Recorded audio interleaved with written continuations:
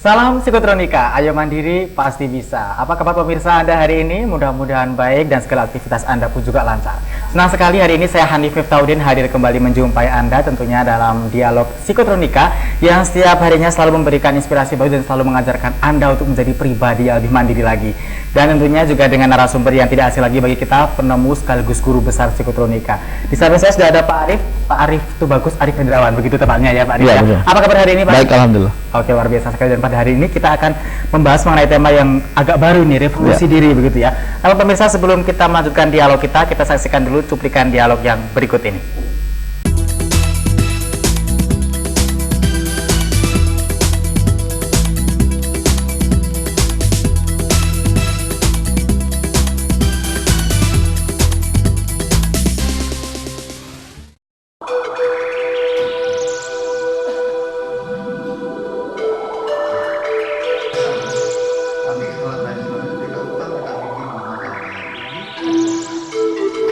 Setiap manusia pasti mempunyai sisi baik dan sisi buruk, kadang berbuat baik dan ada kalanya kita berbuat yang kurang baik.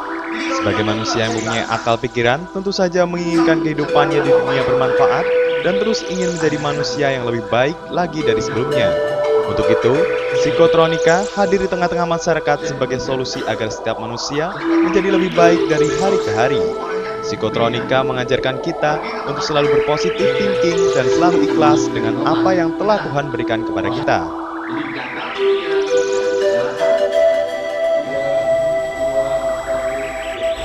Salam psikotronika. Baik pemirsa, saat ini saya berada di salah satu hotel di Kota Semarang di mana akan dilaksanakan training psikotronika bersama Bapak Tubagus Arif Hendrawan. Ingin tahu seperti apa pelatihannya? Langsung saja kita bergabung bersama mereka.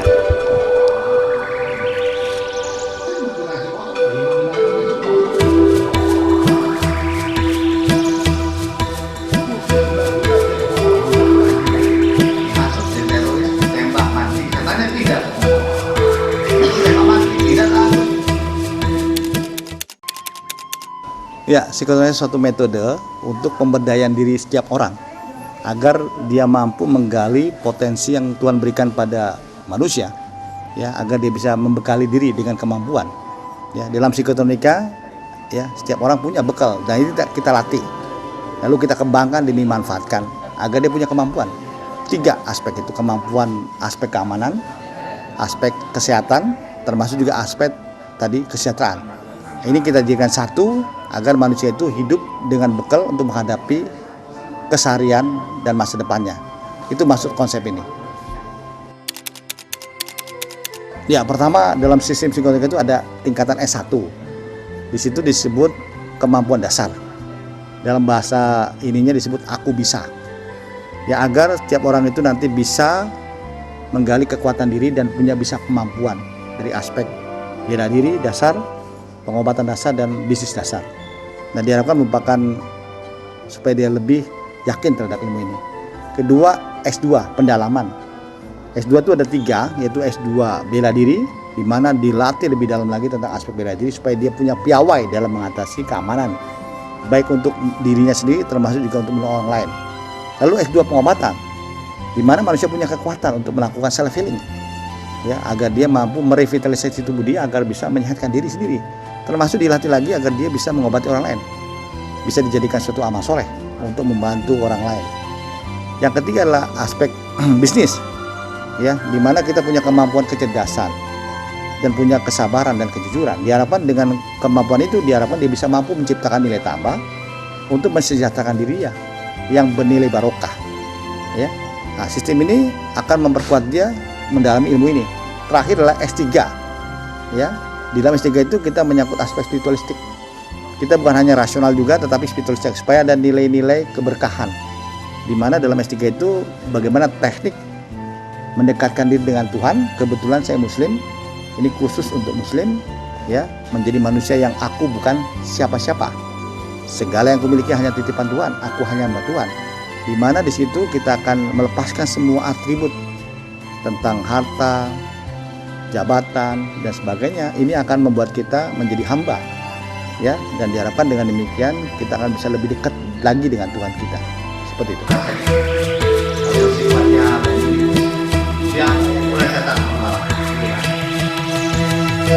Dengan banyaknya manfaat yang didapatkan jika kita mempelajari psikotronika, tentu saja psikotronika wajib untuk kita ikuti agar hidup kita jauh lebih baik dari sebelumnya. Dalam pelatihan psikotronika, kita tidak hanya diajarkan bagaimana berpositif thinking dan ikhlas saja, akan tetapi kita juga dapat mempelajari ilmu bela diri yang tanpa melukai lawan, mempelajari bagaimana caranya mengalihkan niat jahat seseorang, dan masih banyak lagi yang lainnya. Dan pemirsa, setelah kita mendapatkan banyak sekali teori tentang bagaimana kita mengendalikan energi positif, energi negatif, banyak hal, sekarang saatnya kita melaksanakan praktek di mana kita akan menguasai energi kita sendiri. Ingin tahu seperti apa? Ikuti.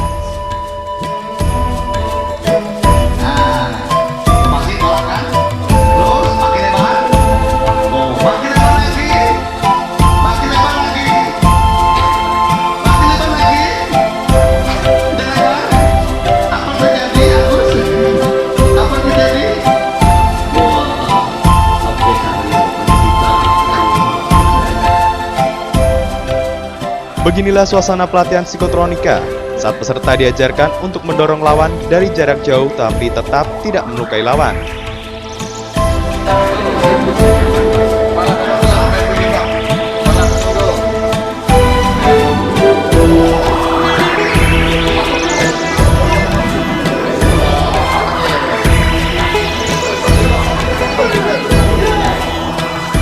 Nah pemirsa, ini merupakan suasana pelatihan psikotronika di mana para peserta diajarkan untuk mengalihkan niat jahat seseorang dan dialihkan menjadi gagu, menangis, bahkan bisa juga menjadikannya tidur.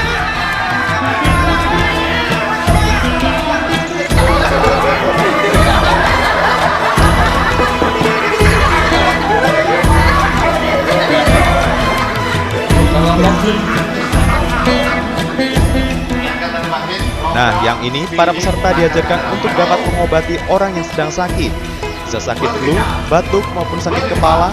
Selain itu, para peserta juga diajarkan untuk mendeteksi bagaimana tubuh mana yang sakit dengan cara dipijit.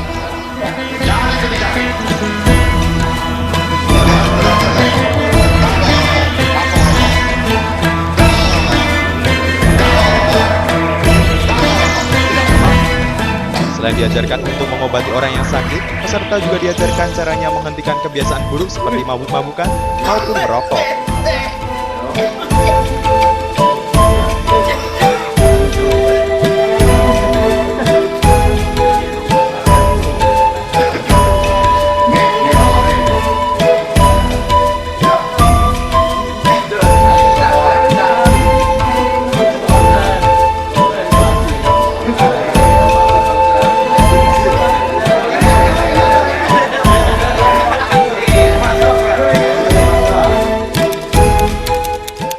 Yang pertama itu saya penasaran itu melihat dari acara di TV itu penasaran, itu yang pertama. Kemudian setelah saya baca-baca itu ada hubungannya dengan apa ya, perbaikan akhlak. Ternyata dari materi yang tadi pagi itu saya ikuti memang betul ada materi-materi yang berhubungan dengan perbaikan akhlak seperti materi sabar, ikhlas, dan itu betul-betul sangat dibutuhkan oleh manusia sebenarnya, sehingga saya dari tadi itu memang sangat serius sekali dalam mengikuti itu. Yang saya inginkan yaitu satu, mungkin itu tadi informasi tentang teori yang dari psikotronika, memang itu saya sangat membutuhkan sekali. Yang kedua, saya secara merasakan sendiri, sehingga bukan hanya cerita, bukan hanya melihat gambar rekayasa dan sebagainya. Tadinya saya mengira rekayasa, terus terang saja tadinya saya melihat di TV, melihat di YouTube dan sebagainya, hati kecil saya ini rekayasa. Baik. Ternyata setelah saya mengikuti dan merasakan sendiri, ternyata memang tidak rekayasa. Saya Darsono, saya sebagai wirausaha. Saya 1 tahun yang lalu mengikuti psikotronika.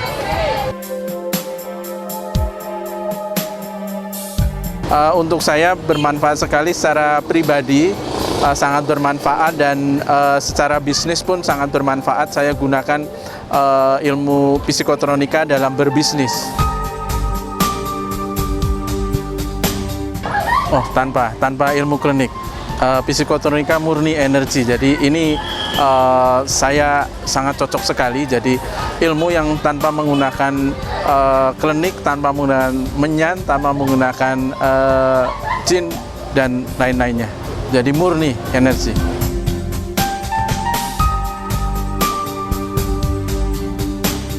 Saya selalu menerapkan ilmu ini sehari-hari. Misalnya saya dalam berbisnis pun itu menggunakan ilmu psikotronika. Misalnya saya untuk menentukan karyawan, kita menggunakan deteksi energi juga. Ini karyawan cerdas, jujur, ikhlas atau tidak, kita bisa deteksi dengan ilmu psikotronika.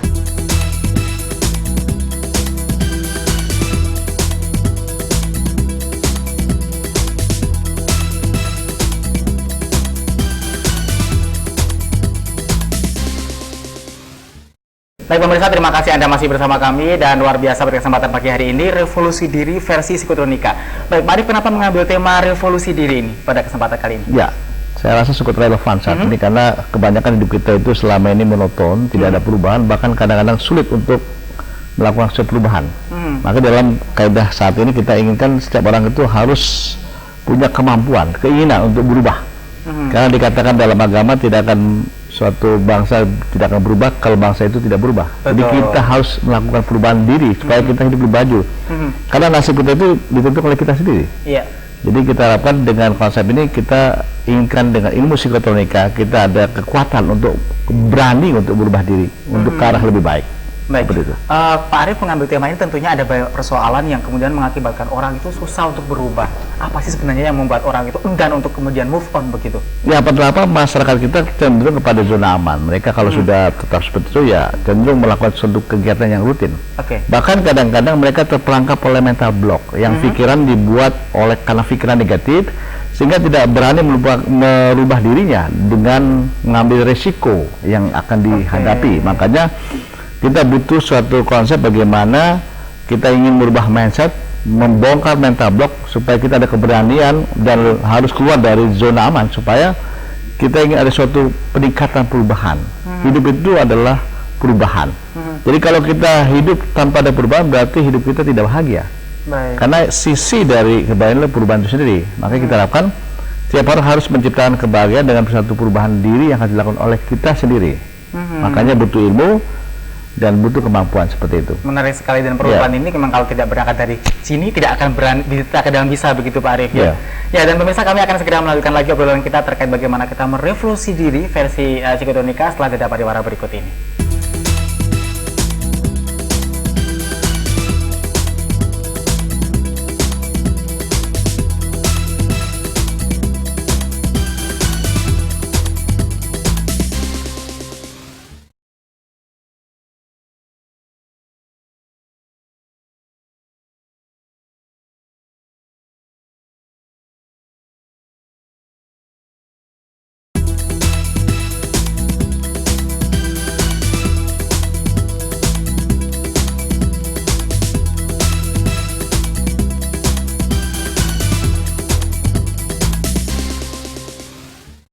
Baik pemirsa, terima kasih Anda masih bersama kami dan kembali membahas bagaimana revolusi diri versi psikotronika, dan Pak Arif tadi sudah menjelaskan bahwa kita memang harus move on begitu. Dan tadi diawali dengan berbagai statement mengapa harus ada upaya revolusi diri, karena tadi Pak Arif menyampaikan ada budaya tadi yang mungkin sudah mengakar akhirnya susah berubah begitu. Pertanyaan saya berikutnya adalah Pak Arif, bagaimana ketika kita menghadapi kedua potensi yang mungkin perubahan itu tidak lebih baik, justru malah mungkin yang lebih buruk lagi dari yang sekarang ada begitu. Bagaimana? Ya, kadang-kadang kita hidup pengen berubah tetapi tidak punya ilmu dan kemampuan. Maka dibutuhkan suatu kemampuan diri supaya dia bisa melakukan perubahan dengan baik. Ya. Kadang-kadang ada yang ingin berubah tapi semena-mena. Yang penting berubah tanpa memikirkan sesuatu proses yang dihadapi. Makanya dalam hal ini butuh ilmunya. Jadi segala sesuatu butuh ilmunya, ya. Bekerja tanpa ilmunya pun tidak ada perubahan, tidak akan ada perubahan jabatan. Berbisnis pun tanpa ilmunya dia akan mengalami kemunduran bahkan kebangkrutan. Dan ini diharapkan dengan demikian masyarakat kita supaya mempersiapkan diri untuk suatu perubahan. Jadi bukan perubahan secara semena-mena, bukan ke susu, bukan tergesa-gesa. Iya. Ya justru kita salah arah. Maka dalam psikotronika itu kita harus punya suatu konsep bagaimana niat baik kita, harus juga cara yang baik. Jadi melakukan perubahan itu bukan hanya niat saja. Setiap orang punya keinginan niat untuk berbuat untuk berubah. Tetapi tanpa ada suatu proses yang baik, itu pun akan menjadi masalah. Dalam psikotronika mengandung konsep niat baik, cara baik, insya Allah hasil baik. Oke, dan Itu perubahannya diharapkan. pun juga perubahan lebih baik. Akan begitu baik, ya? jadi tidak mengacu kepada perubahan yang tergesa-gesa, bahkan menghalalkan semua cara. Baik. Ya, niat baik tapi caranya tidak baik, akibatnya tidak baik. Banyak orang seperti itu, bahkan cenderung melakukan suatu tindakan-tindakan yang negatif, ya, dan merugikan banyak orang. Jadi kita maju tapi orangnya susah yang lain. Kita jangan sampai demikian. Baik, apakah perubahan itu memang harus dilaksanakan setiap orang, Pak Arief? Contoh ini begini, misal dia sudah merasa ada pada kondisi yang sudah sangat baik dan sangat makmur misalnya, dan dia tidak butuh perubahan. Apakah ada juga hal seperti itu misalnya? Ya, yang namanya kita mengikuti hukum alam harus perubahan. Harus ada ya? Ya, ada pagi, ada siang, dan sebagainya. Jadi kalau orang tidak mengikuti hukum alam, otomatis dia akan tertinggal oleh keadaan. Zaman itu berubah. Termasuk ilmu yang lain mesti diupdate, ya. Lalu gaya kita pun diupdate dan sebagainya supaya mengikuti perkembangan. Karena dalam konsep berilmu pun sama, di atas langit masih ada langit. Jadi artinya kita harus melakukan satu pencarian, updating supaya kita mencari terobosan baru supaya kita berkembang. Jangan sampai dari dulu gitu-gitu aja. Banyak sekali kita hidup dalam konteks status quo, artinya ya dari dulu kita ketemu begitu lagi, tahun depan begitu lagi. Akibatnya apa? Tidak ada perubahan, bahkan kemunduran. Iya. Yang berubah pun belum tentu maju, apalagi dia tidak melakukan perubahan. Gitu ya? Nah, makanya setiap orang harus punya keinginan untuk berubah. Karena tanpa perubahan dia tidak akan dapat suatu nilai dalam kehidupan itu. Dan perubahan tadi Pak Arief menyampaikan bukan perubahan yang terburu-buru. Itu artinya ada manajemen. Manajemen yang seperti apa ini Pak Arief? Ya, dalam psikologinya kita membentuk suatu sistem manajemen diri. Di mana dalam konsep manajemen diri kita memiliki suatu konteks di mana kita menjadikan Tuhan sebagai pengawas kita. Oke.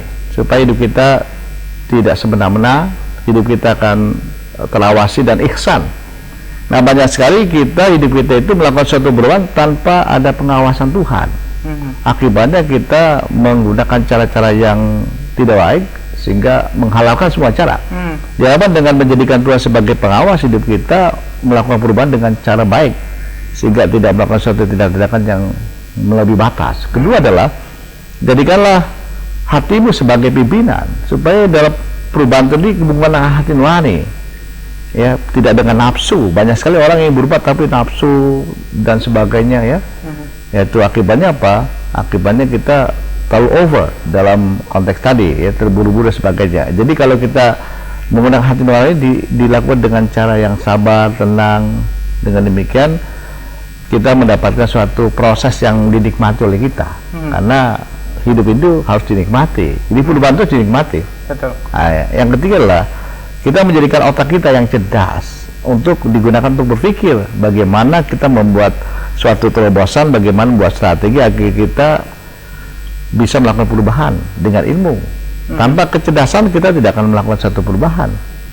Lalu jadikan otot kita, jadikan suatu alat untuk menciptakan karya, ya, supaya kita benar-benar dilaksanakan demikian dan juga diaplikasikan dan menciptakan karya. Jadi hidup harus punya prestasi. Nah, dengan demikian, dengan struktur manajemen seperti ini, otomatis kita melakukan perubahan dengan cara yang baik dan juga menciptakan suatu nilai-nilai kebaikan tanpa merusak suatu sistem yang ada. Dan juga dengan demikian hidup kita akan terbimbing oleh Tuhan dan terlindungi seperti itu. Oke, tadi Pak Arief menyampaikan perubahan itu harus dinikmati, Ya. gitu ya. Mungkin ini kita orang bisa menikmati ketika perubahan itu berangkat dari diri kita sendiri. Tapi tidak jarang kemudian kita temukan ada seorang anak misalnya ini Pak Arief, dia berubah itu karena pengaruh orang tuanya. Orang tuanya menghendaki dia berubah lebih baik lagi. Bagaimana biar anak ini bisa berubah dengan menikmati itu tadi Pak Arief? Ya, saya katakan bahwa setiap orang itu punya hati nurani. Jadi masing-masing punya hati nurani. Oke. Belum tentu keinginan anak sama dengan keinginan Betul, orang tua. nah itu dia. Nah, diharapkan dalam psikotronika kita inginkan jadilah dirimu sendiri. Ya, diharapkan biarkan anak itu punya keinginannya, punya masa depannya, dan tugas orang tua adalah untuk mengayomi, membimbing, dan memberikan rambu-rambu supaya dia jangan salah arah. Jadi jangan sampai kita bisa mendikte, memflot, akibatnya anak tersebut tidak melakukan dengan hati nurani, akibatnya banyak sekali yang tidak sukses. Bahkan cenderung untuk kepuasan orang tua. Jadi dianggap anak itu sebagai sirkus yang bermain, melihat, dan yang bahagia itu orang tuanya. Jadi kalau anak kita nilai tinggi, yang senang bukan anaknya mati-matian belajar, bahkan nggak karuan ya, bahkan sampai mati-matian, tapi orang tua bahagia. Jadi anak itu dengan sirkus pertunjukan. Jadi prestasi yang diciptakan anak yang demikian, kita orang tua yang menikmati. Akibatnya apa? Kesian tuh anak itu menjadi objek eksplorasi kepuasan dari orang tua. Kan contoh kalau anaknya itu sekolahnya bagus, orang tua bahagia. Kalau anak itu punya prestasi, bahagia itu. Jadi ini hanya sebagai objek kebahagiaan orang tua. Padahal si anak itu capek sekali menghadapi kehidupan. Dia tidak pernah menikmati masa kecilnya untuk bermain, untuk bahagia. Ya, karena dipaksa orang tua untuk sukses, untuk kesenangan orang tua. Ini yang menurut saya cara pandang yang keliru. Jadi bawah tekanan begitu Pak Arif ya. Baik. Kalau berbicara mengenai revolusi diri, ini Pak Arif banyak subtema sebenarnya. Kira-kira apa sih yang memang harus kita awali dari diri kita sendiri untuk menjadi sebuah pribadi yang berubah begitu?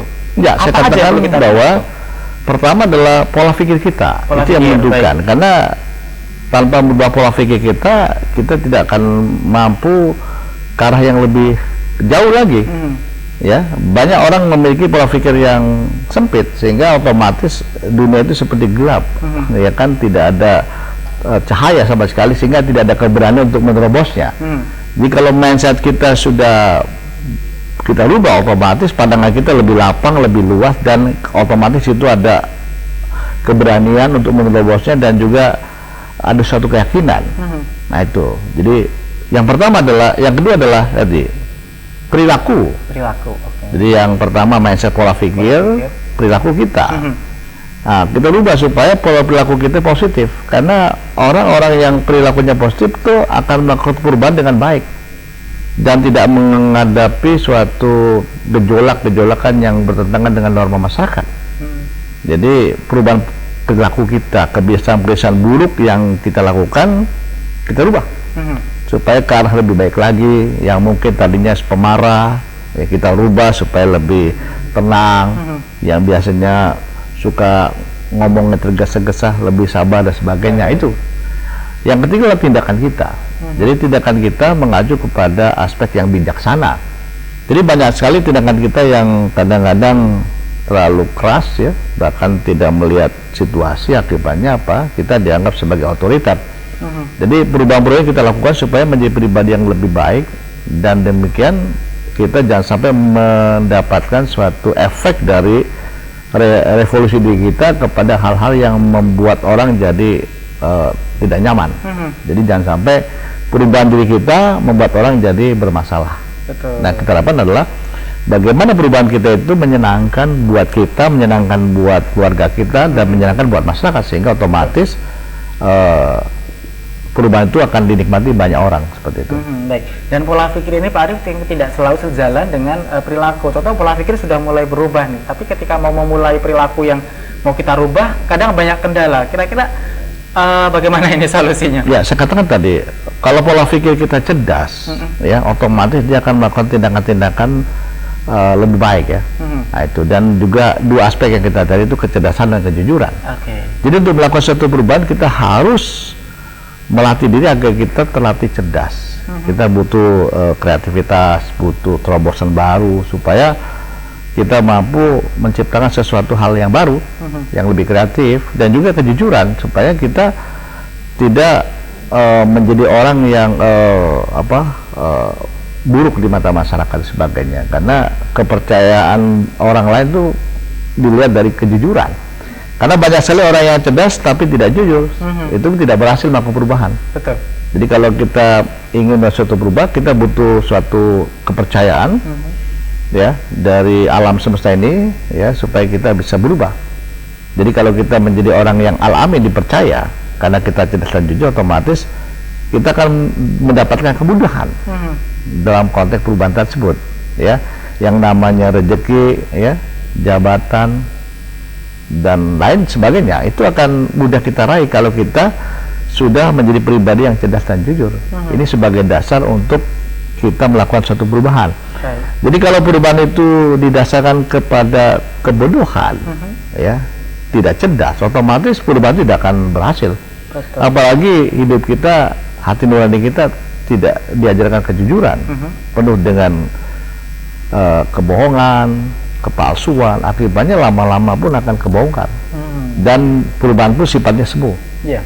Ya, itu yang terjadi. Nah, diharapkan jangan sampai demikian. Baik, kalau untuk manfaatnya ini Pak Arif, manfaat yang mungkin akan dirasakan langsung ketika kita sudah mampu menguasai pola pikir untuk bisa berubah, perilaku pun sudah secara perlahan bisa dirubah. Manfaat yang secara langsung bisa dirasakan oleh diri kita apa, Pak? Ya, pertama kita menjadi manusia yang punya prestasi. Oke. Ya, jadi prestasi yang kita temukan beda sama orang lain. Hidup kita berubah lebih cepat dari orang lain, ya. Dari aspek kecerdasan intelektual, dari segi aspek kesejahteraan, dari aspek kematangan, ya, ketangguhan itu beda. Dengan demikian kita akan melesat lebih cepat, bahkan mungkin bisa menjadi contoh ataupun tokoh dalam konteks bermasyarakat, ya. Jadi manfaat itu yang kita raih kalau kita benar-benar mampu melakukan perubahan dengan baik, ya. Jadi jangan sampai menjadi orang yang troublemaker di mana-mana seperti itu, ya. Bahkan menjadi orang yang tidak menyenangkan seperti itu. Jadi kalau kita sudah seperti itu, hidup kita akan nyaman dalam kaidah kehidupan sehari-hari, ya. Dan juga kita menjadi manusia yang dibutuhkan dan bermanfaat buat alam semesta. Ini target kita. Kalau kita benar-benar melakukan hal seperti itu. Dan perubahan setelah kita merasakan manfaatnya seluruh pribadi, lingkungan sekitar pun juga akan turut begitu, Pak Arif, ya. Baik pemirsa, kami akan segera kembali setelah jeda pariwara berikut, jadi tetaplah bersama kami.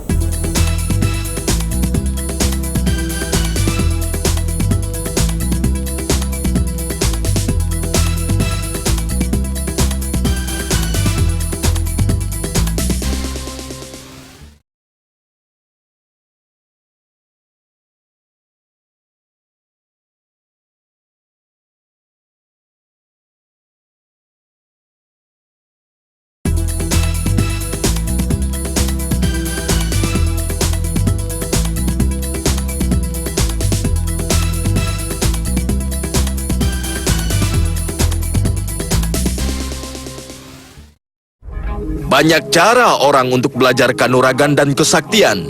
Tapi yang ini, mereka mampu membuat orang menjadi punya kelebihan atau kesaktian dalam tempo waktu 8 jam. Nah, coba kita lihat bagaimana cara mereka memasukkan ilmu tersebut ke dalam jiwa raga mereka. Dan jangan heran, dengan 8 jam bisa sakti seketika. Orang biasa mampu membuat orang-orang di sekitar mendadak diam, terpaku karena kesaktian instan yang didapatkan. Contoh lainnya, kalau Anda tiba-tiba terpaksa harus berhadapan dengan seseorang yang lagi naik pitam, emosinya tidak terkendali, saat itu pula Anda bisa membelokkan sasaran emosi yang meluap-luap itu kemana saja sesuai dengan arah yang Anda inginkan. Coba lihat sekali lagi orang yang melampiaskan kemarahan tanpa kontrol itu. Dibelokkannya dengan enteng, dan emosi kemarahannya terlempar jauh.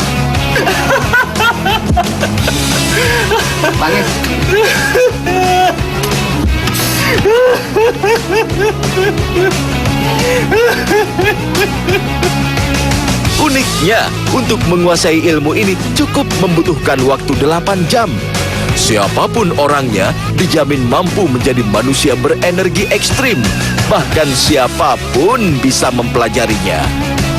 Kata Tubagus Arif, manusia luar biasa yang mau membagi ilmunya buat sesama manusia ini menjadi orang sakti di sini bukan karena keberadaan ilmu goib yang didapat dengan bertapa di gua-gua, tapi dengan menggugah energi kesadaran. Dimanapun tempatnya, kapan saja waktunya, energi itu bisa dimunculkan. Sekarang kita buktikan sekali lagi aksinya. Coba perhatikan dengan seksama. Salah seorang peserta yang menggendong temannya itu, begitu energi kesadarannya digugah, tiba-tiba terasa mengangkat beban sangat berat, semakin berat, dan akhirnya terjatuh karena beban semakin memberat. Berbagai macam bentuk peragaan energi kesadaran juga dibuktikan secara bersama-sama. Coba lihat, salah seorang peserta yang energi kesadarannya diperintahkan menangkupkan kedua telapak tangannya. Ia merasa ada perekat sangat kuat yang melekatkan kedua telapak tangannya sendiri. Ia tidak mampu membukanya, bahkan temannya juga tidak berhasil membantu membuka telapak tangan yang melekat itu.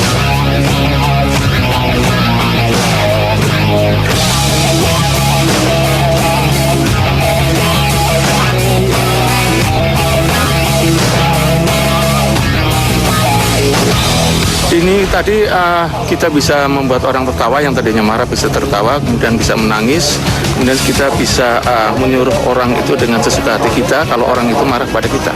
Mau suruh tidur, suruh lari, suruh nangis, suruh sedih bisa.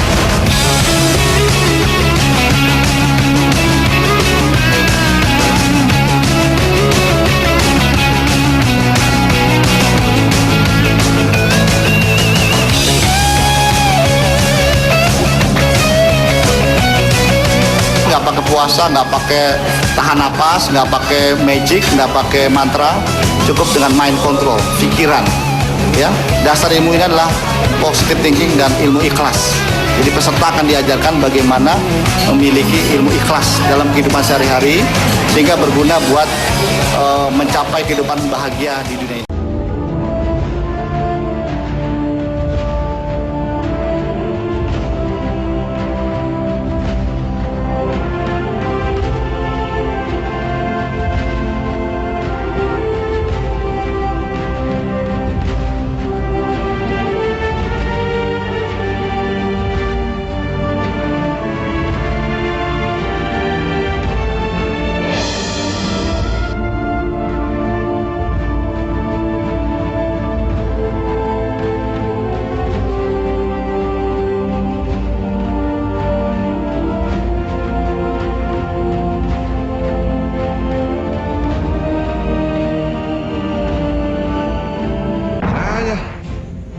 Ngutang mau kan udah lama kan mana?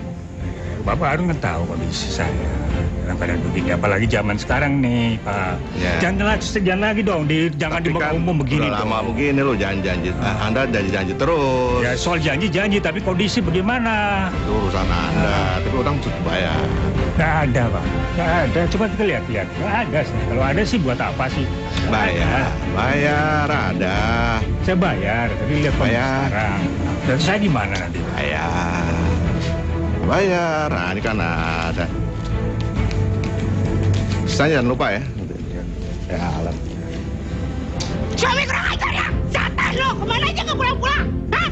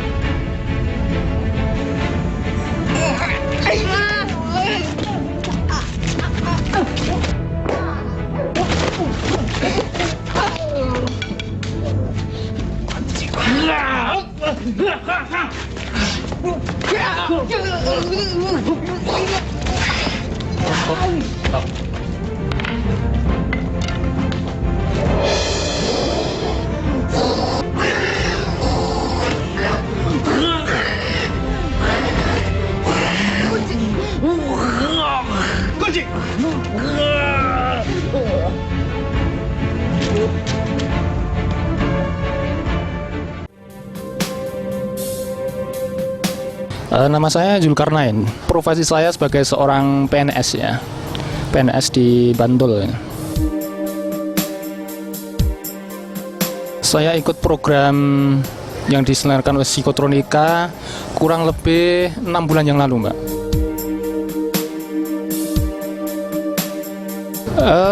Manfaat saya mengikuti program Psikotronika ini yang paling utama adalah kita bisa berbagi.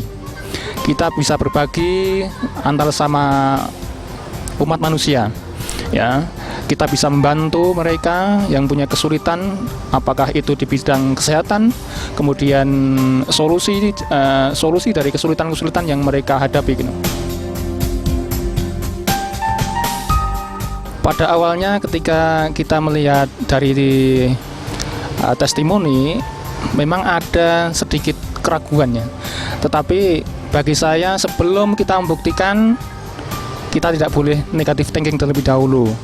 Akhirnya saya buktikan benar, dan memang alhamdulillah saya dipertemukan dengan psikotronika. Ini memang suatu ilmu yang luar biasa dari Allah.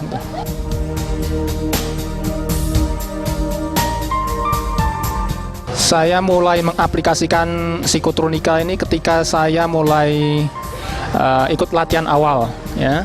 Saya mulai melatih diri saya untuk bisa menolong orang lain.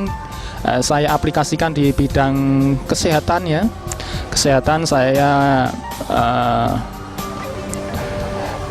berusaha untuk membantu orang lain yang mempunyai keluhan kesehatan, kemudian persoalan rumah tangga misalnya, seperti itu.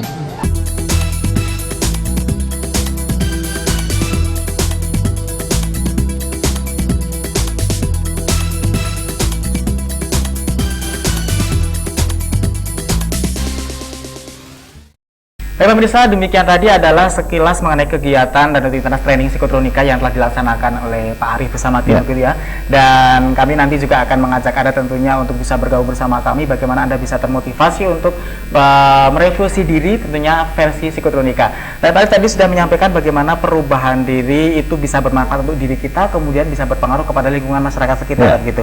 Dan pertanyaan berikutnya adalah bahwa psikotronika ini juga akan merubah mental menjadi khalifah, ini Pak Arif katanya. Bagaimana bisa menjelaskan? Jadi kita inginkan dalam kehidupan kita inginkan satu kenaikan perilaku kita.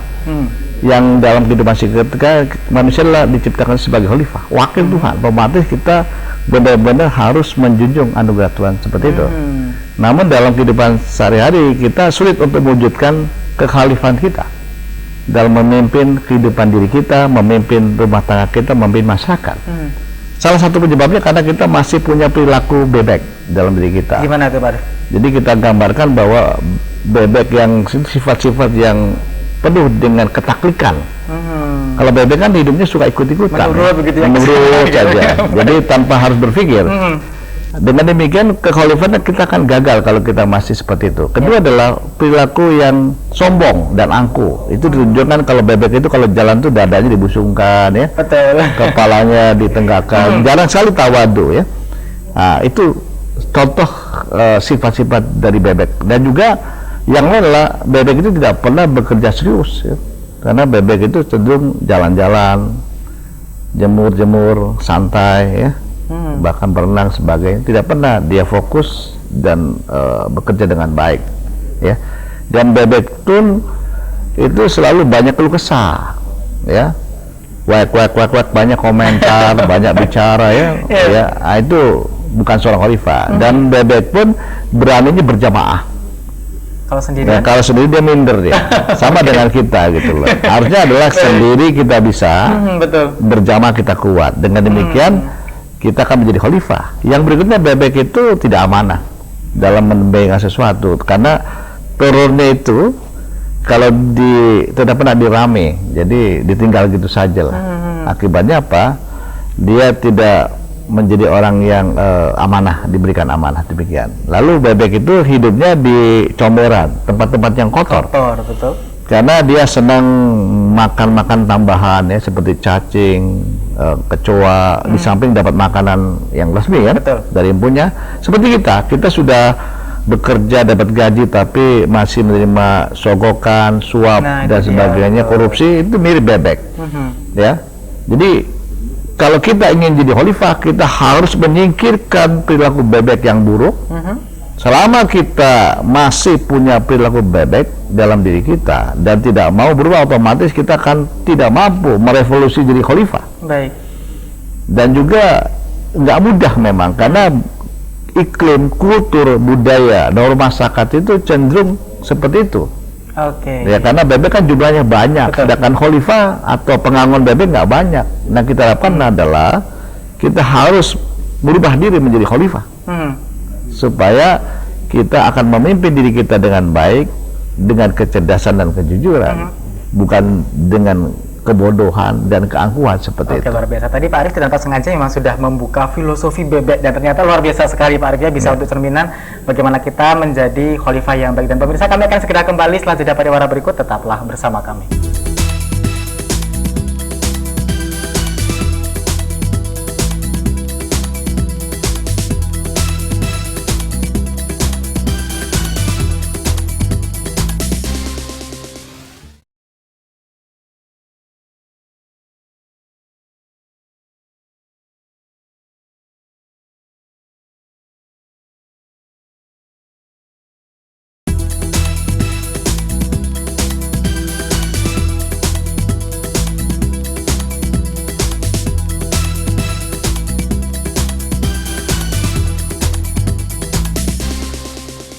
Baik, terima kasih pemirsa, Anda masih bersama kami dalam Dialog Psikotronika, dan tadi Pak Arif sudah menyampaikan bagaimana filosofis bebek dan kita bisa bercermin, bahkan bisa belajar dari bebek, dan kita pun tidak boleh seperti bebek, begitu Pak Arif ya. Baik, itu artinya bahwa kita sebagai khalifah harus punya ilmu ya Pak Arif. Nah ini bagaimana sisi di mana peran ilmu, sisi pentingnya ilmu untuk seorang khalifah Pak Arif? Ya, jadi saya katakan, jadi bekal di hidup kita dengan ilmu. Karena ilmu itu pelita hati, jadi yang membimbing kita dalam hidup sehari-hari kita. Jadi banyak orang-orang yang hidupnya itu hanya bekerja tanpa ilmu, akibatnya apa? Mengalami banyak masalah. Ya, akibatnya bertumbuh masalah, karena masalah itu bisa diselesaikan dengan ilmu. Makanya ada suatu kewajiban bagi kita untuk menuntut ilmu dengan cara belajar dan berlatih sampai mati. Dengan demikian kita mengupdate terus. Jadi tanpa jemu-jemu dan tanpa bosan kita harus menuntut ilmu, dan kita harus bagi dalam kehidupan kita dalam satu minggu ya. Dalam psikotronika kita bagi ya 2 hari hidup kita, hari Sabtu Minggu, supaya kita memanfaatkan kita untuk mengembangkan potensi kita dengan belajar dan berlatih. Lalu hari Senin sampai Jumat diharapkan kita mampu mencetak prestasi hidup ya dengan baik. Dengan demikian ini satu sistem dalam kehidupan kita. Jadi belajar, berlatih plus bekerja mencetak prestasi. Jadi bekerja kita jangan hanya seperti monoton bekerja tanpa ada suatu prestasi. Ya, jadi akibatnya kita tidak ada perubahan. Ya. Kalau kita menjadikan kita prestasi sebagai tujuan kita dalam hidup, berarti kita akan melakukan suatu pekerjaan yang kreatif, yang cerdas. Dengan demikian kita akan menjadi orang yang punya prestasi apa saja di sebuah bidang ya, di bidang pekerjaan, karir meningkat, di bidang apapun. Dengan demikian itu yang diharapkan kita. Seperti itu. Artinya bahwa khalifah tadi memang butuh ilmu, dan perubahan diri pun juga butuh ilmu. Nah, salah satunya yang kita tawarkan pada kesempatan hari ini adalah psikotronika, bagaimana bisa membuat Anda untuk menjadi pribadi yang lebih berkualitas lagi dengan perubahan yang tentunya tidak tadi buru-buru, tidak semena-mena, begitu Pak Arif ya. Dan kalau berbicara mengenai psikotronika, Pak Arif bisa sedikit menjelaskan apa sih yang nanti akan diajarkan dalam training psikotronika itu? Ya, psikotronika itu ingin supaya kita merubah ya, merubah pola pikir yang salah, merubah perilaku kita yang salah, merubah tindakan kita salah. Dan dasar dari ilmu psikotronika adalah kita hidup dalam sistem positif dan keikhlasan. Dengan demikian perubahan yang akan kita capai otomatis dengan cara yang baik dan benar. Nah ini yang diharapkan psikotronika, karena di dalam psikotronika kita akan hijrah nanti, mulai dari yang biasanya berpikir negatif kita rubah menjadi pola pikir yang positif, selalu positive thinking. Yang biasanya bertutur kata negatif kita rubah menjadi tutur kata yang positif, yang tidak negatif. Lalu yang biasa punya perilaku tindakan negatif kita rubah menjadi kebiasaan yang baik. Ya, kita hilangkan perilaku buruk seperti kebiasaan bohong, merokok, marah, minuman keras, narkoba, kita rubah supaya menjadi perilaku dan pola tindakan kita yang positif. Yang keempat adalah kita berubah bagaimana orang yang biasanya bernafkah negatif atau suka bekerja dan menerima uang haram, kita rubah menjadi pribadi yang bernafkah, yang menafkahi keluarganya dengan yang halal dan thayyib, supaya kita itu akan baik di mata Tuhan. Ya, dengan demikian kita akan timbul barokah. Jadi tidak ada lagi suatu konflik di rumah tangga, karena penyebab ketidakharmonisan rumah tangga salah satunya adalah akibat dari asupan nafkah yang haram. Menyebabkan panas, emosional, sebagainya. Yang berikutnya adalah kita merubah pergaulan kita yang biasa senang bergaul kepada teman-teman yang negatif, ya, yang suka menghasut, yang suka gosip, yang suka macam-macam, itu kita rubah menjadi pribadi yang bergaul dengan orang-orang yang positif, yang suka memberikan motivasi, memberikan suatu pencerahan. Itu kita cari. Jadi teman yang demikianlah kita cari. Jangan sampai teman-teman yang penghasut, ya, menjadi teman yang suka melakukan suatu contoh yang tidak baik. Nah, itu kenapa manusia itu gampang dipengaruhi orang lain. Baik. Teman yang baik menyebabkan kita baik, teman yang tidak baik kita menjadi tidak baik. Jadi walaupun di rumah kadang-kadang kita baik, tapi pergaulan teman kita nggak baik, ikut-ikutan, bahkan nggak enak kan dalam istilah kehidupan sehari-hari. Nah, inilah yang kita rubah dalam perilaku psikotronika. Ya, nanti ada pelajaran untuk mengunci atau merubah perilaku buruk menjadi positif. Ini sebagai pola yang kita kembangkan sebagai nanti persiapan kita untuk punya kemampuan. Jadi sebelum kita berikan kemampuan, kita rubah dulu pola pikir seperti itu, supaya dalam konteks kemampuan dia benar-benar sudah memiliki ketangguhan dan nilai positif dalam keseharian dia, seperti itu. Oke, berarti nanti akan ada kelas teori terlebih dahulu dan praktek begitu Pak Betul. Arifnya. Dan saya ingin tahu apakah ini juga ada ketentuan khusus misalnya untuk kepesertaan, bahwa dia mungkin harus laki-laki, perempuan, dari modal khusus untuk bisa gabung, bagaimana Pak? Ya, siapapun bisa, karena manusia itu punya kesempatan yang sama. Mereka-mereka yang ingin melakukan perubahan, dia butuh ilmu. Kadang-kadang setiap orang punya keinginan berubah, tapi dia nggak tahu caranya. Betul. Dan tidak tahu bagaimana. Nah, dalam psikotronika kita berikan satu motivasi bagaimana kita punya ilmu supaya mereka itu tergugah, terpancing untuk bisa melakukan satu pola-pola perubahan, dan dengan cara yang baik.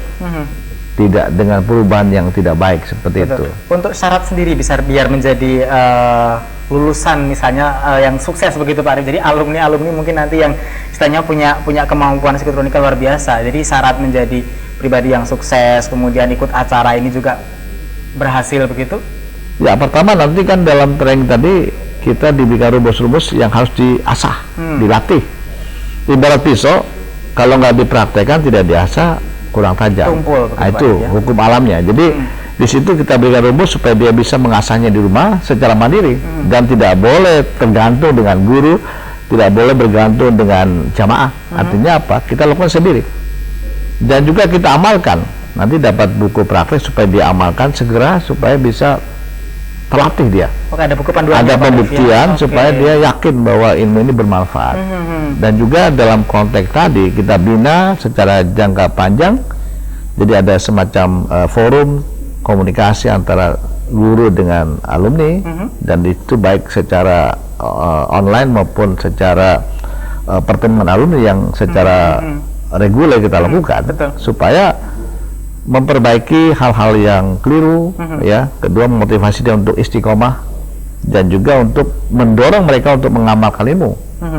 Karena banyak sekali kita belajar, punya pengetahuan, tapi tidak satu pun yang diamalkan.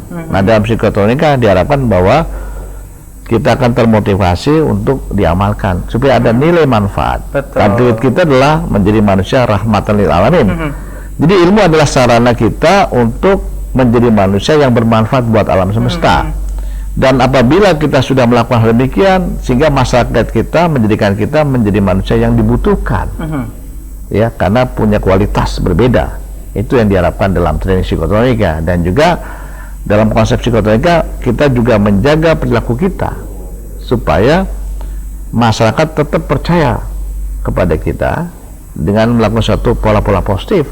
Ya, dengan demikian perubahan kita itu akan berjalan tanpa ada suatu friksi dalam kaidah kehidupan sehari-hari seperti itu.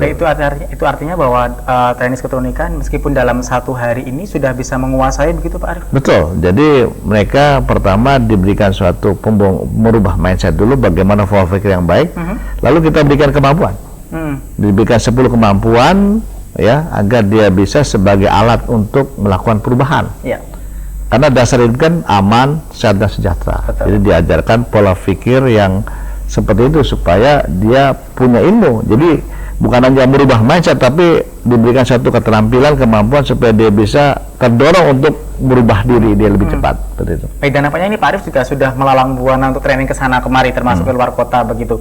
Dan siapa tahu ini ada perusahaan, karena perubahan untuk tema kita pada kesempatan hari ini juga tidak menutup kemungkinan adanya sebuah perubahan yang diharapkan dalam sebuah perusahaan begitu. Ya. Kalau dia ingin melakukan sebuah pelatihan untuk kolektif begitu, bisa Ya, juga? jadi kita membuka kelas khusus kolektif bagi masyarakat ya.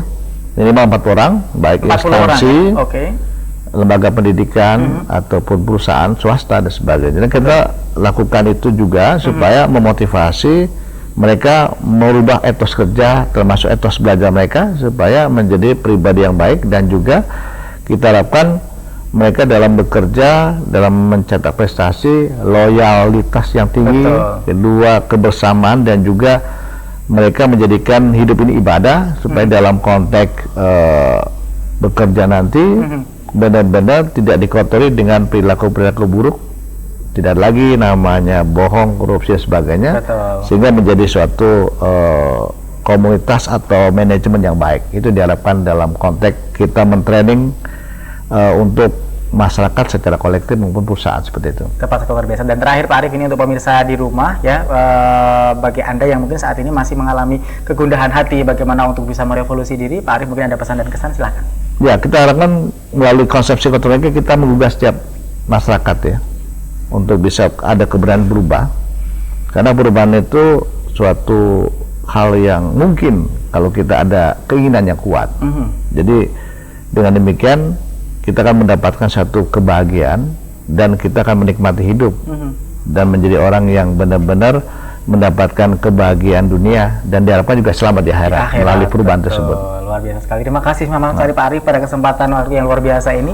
Kita bisa merefleksikan diri, merefresh otak kita juga bahwa memang perubahan diri, revolusi diri memang sangat-sangat diperlukan dan butuh kemantapan hati dan jiwa begitu Pak, dan tentunya juga butuh ilmu. Makanya Psikotronika pada kesempatan kali ini menawarkan kepada Anda untuk bisa merubah diri Anda tentunya dengan ilmu yang ditawarkan oleh Psikotronika. Dan terima kasih Pak Arif atas waktunya. Kita bertemu lagi di kesempatan yang luar biasa sekali, dan saatnya saya Hanif Miftahudin beserta seluruh kru yang bertugas undur diri dari hadapan Anda. Terima kasih telah setia bersama kami. Sampai jumpa.